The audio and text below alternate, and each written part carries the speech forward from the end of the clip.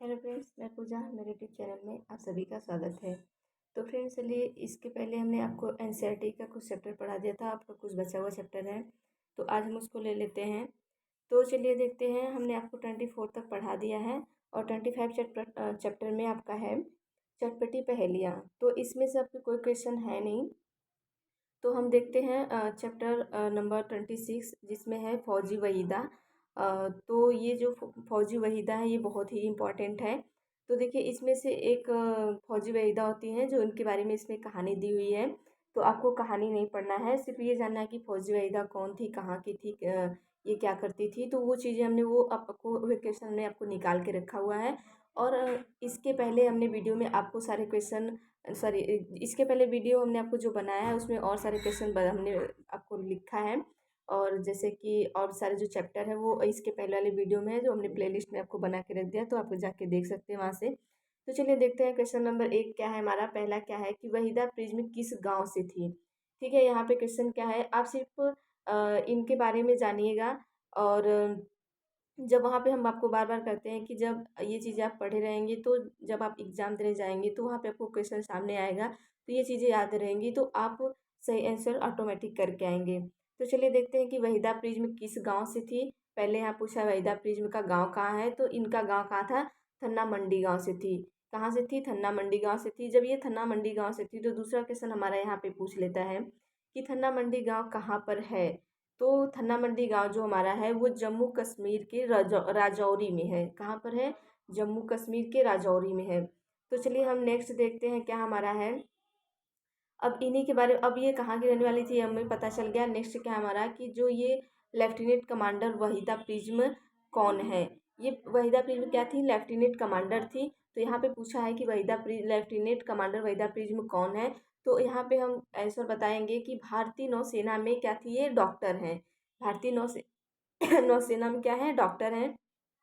तो चलिए देखते हैं नेक्स्ट क्वेश्चन क्या है कि पहली महिला जिन्होंने परेड का नेतृत्व किया, तो वो कौन थी, हमारी वहीदा प्रिज्म थी। आंसर क्या हमारा, वहीदा प्रिज्म। वहीदा प्रिज्म ही ने सबसे पहले क्या किया था, परेड का इन्होंने नेतृत्व किया था। ठीक है, तो चलिए नेक्स्ट क्वेश्चन देखते हैं, हम फटाफट से देख लेते हैं, ज़्यादा टाइम नहीं लेंगे, क्योंकि ज़्यादा टाइम लेने से फिर आपका भी टाइम ज़्यादा जाता है, मेरा भी जाता है, कोई मतलब नहीं है। और इसमें कुछ बहुत ज़्यादा चीज़ें समझने वाली नहीं है कि हम आपको बहुत ज़्यादा समझाएं और ज़्यादा डीपली लेके जाएं। तो चलिए देखते हैं, क्वेश्चन नंबर नेक्स्ट देखते हैं कि परेड के कितने निर्देश होते हैं, मतलब कमांड। निर्देश का मतलब कमांड, कितने कमांड होते हैं, तो कितने होते हैं आपके 36 कमांड होते हैं। तो नेक्स्ट देखते हैं कि नेक्स्ट क्या है हमारा। हमारा नेक्स्ट चैप्टर आ गया चैप्टर 27। तो इसमें है कि कोशिश हुई कामयाब। चैप्टर का नाम क्या है, कोशिश हुई कामयाब। तो इसमें देखिए, कोशिश हुई कामयाब में कुछ क्वेश्चन है, चलिए देखते हैं। यहाँ पे पहला क्वेश्चन क्या है कि देखिए, यहाँ पे आपको हम कहानी नहीं बता रहे हैं, क्योंकि हमें कहानी से मतलब नहीं है। आप ये क्वेश्चन आंसर टाइप ही याद कर लीजिए, तो वो ज़्यादा बेटर रहेगा आपके लिए। ठीक है, तो चलिए देखते हैं कि भूति में माँ को क्या कहते हैं। मतलब कि भूति क्या है, एक तरीके की क्या है, हमारी भाषा है। तो इसमें भी इन्होंने पूछा है कि इसमें माँ को क्या कहते हैं। तो भूति में माँ को क्या कहते हैं, आमाले। क्या कहते हैं, आमाले।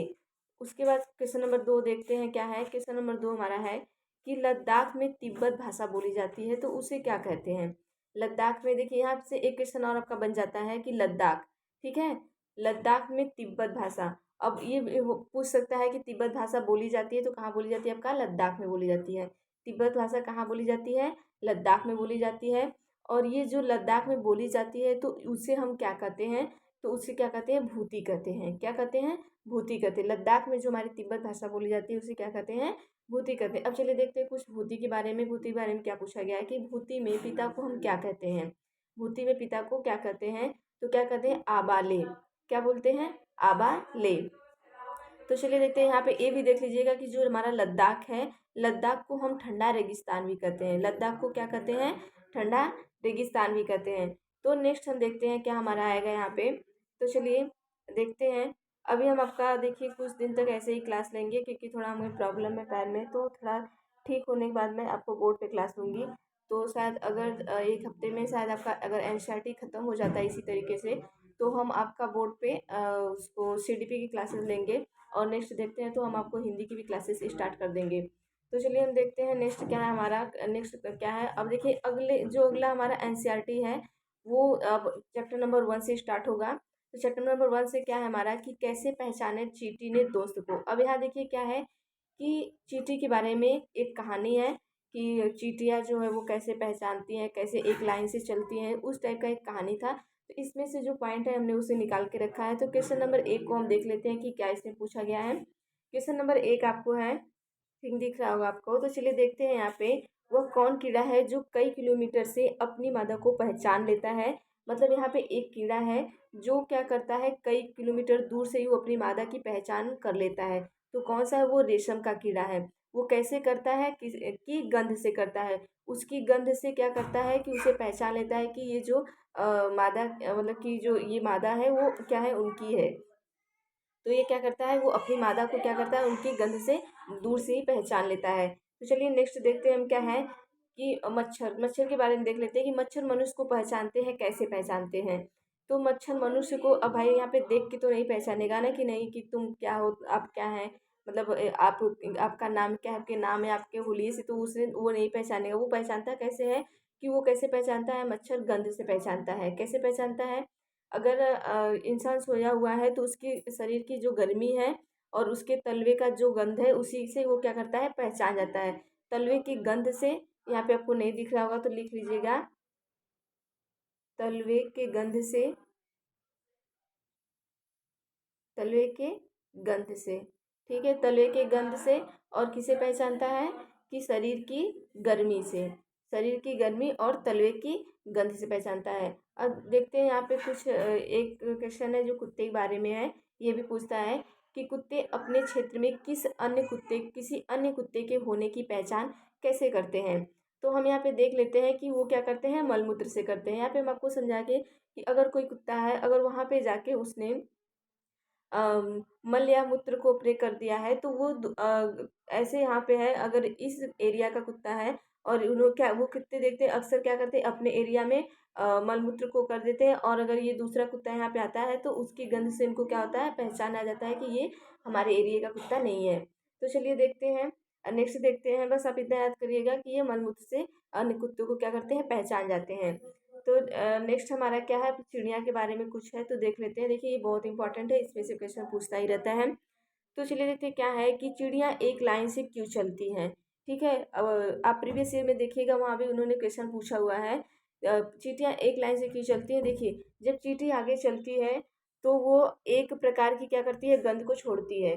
जब चींटी आगे चलती है तो एक प्रकार की गंध को छोड़ती है, जिससे वो बाकी चींटियाँ क्या करती हैं कि रास्ते में का पता लगा लेती हैं।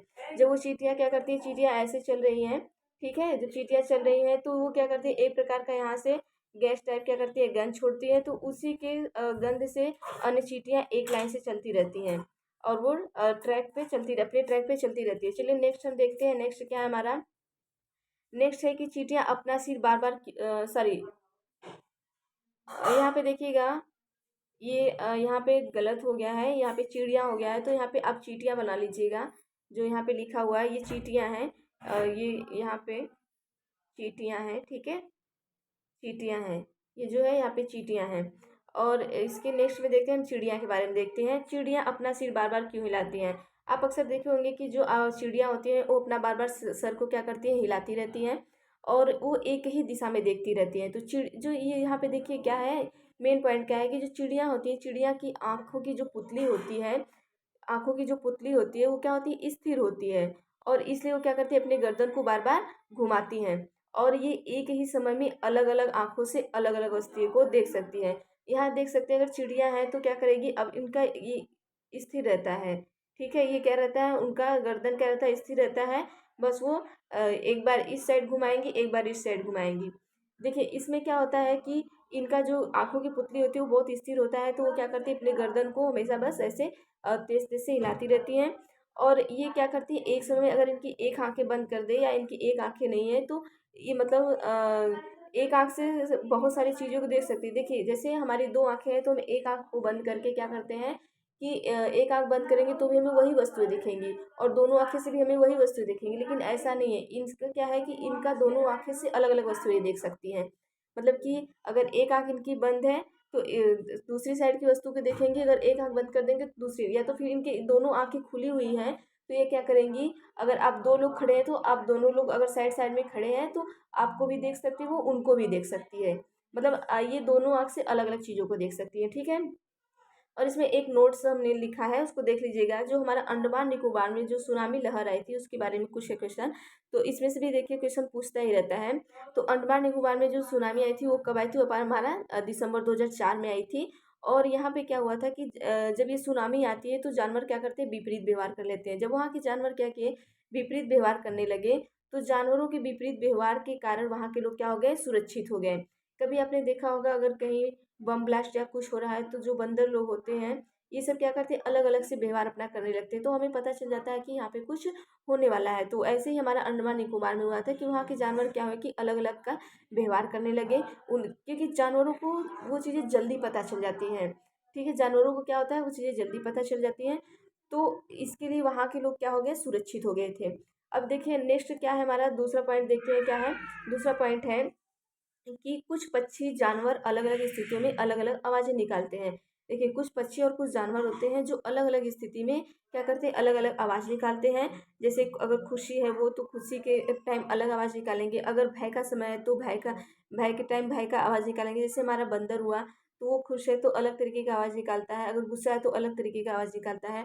बाघ हो गया आपका, चीता हो गया, आदि हो गया। ऐसे ही बहुत सारे जानवर हैं जो अलग अलग स्थिति में अलग अलग आवाज़ें निकालते हैं। तो चलिए हम देखते हैं नेक्स्ट हमारा क्या है, पॉइंट नंबर 3 क्या है कि मनुष्य से 4 गुना तेज देखने वाला पक्षी। देखिए ये प्रीवियस ईयर में आया हुआ क्वेश्चन है, आप देख सकते हैं वहाँ पे। मनुष्य से 4 गुना तेज देखने वाला पक्षी आपका बाज, चील, चमगादड़ है।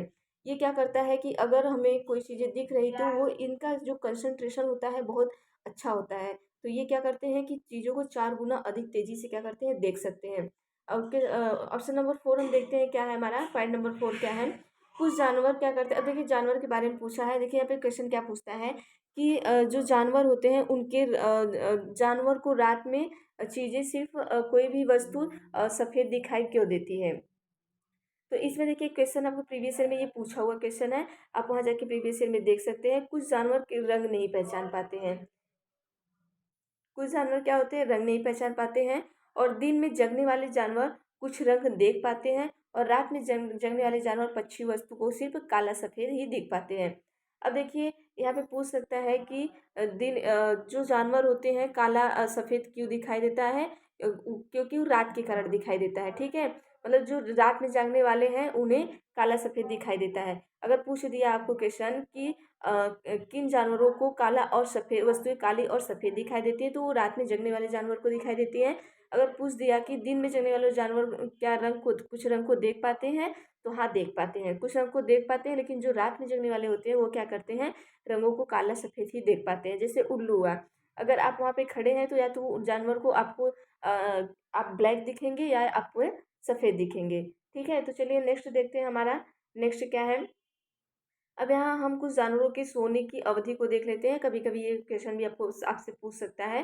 तो चलिए देखते हैं क्या है कि जो हमारा जानवर जैसे छिपकली हो गया, छिपकली एक सीजन में क्या करती है, एक सीजन पूरे सीजन सोती रहती है।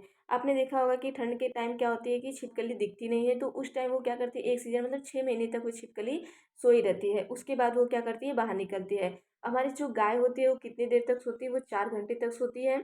और बिल्ली जो होती है वो 12 घंटे सोती है। सांप कितना, पाइथन, यहाँ पे लिख लीजिएगा, पाइथन जो होता है वो कितने 18 घंटे तक सोता है। पाइथन स्नेक जो होता है हमारा कितना सोता है, 18 घंटे सोता है। और जो हमारा जिराफ होता है वो 2 घंटे सोता है। और यहाँ पे हमने आपको हाथी का ही बता दिया था, हाथी भी लिख लीजिए।